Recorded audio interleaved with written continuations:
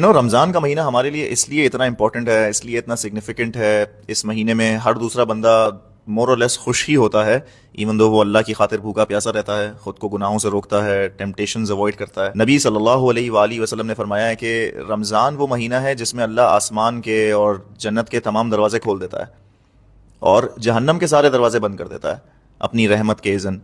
And شیطان کو اپنا غلام بناتا ہے، اپنا قیدی بناتا ہے، اس کو زنجیروں میں جکڑ لیتا ہے. یہی وجہ ہے کہ پورے رمضان جو سکون ہم انجوائے کرتے ہیں وہ لٹرلی عید والے دن بھی نہیں رہتا. آپ رمضان کے علاوہ کسی بھی دن افطار کرو وہ وائب نہیں آتی، رمضان کے دن کسی بھی دن سحری کر لو وہ فیل نہیں آتی.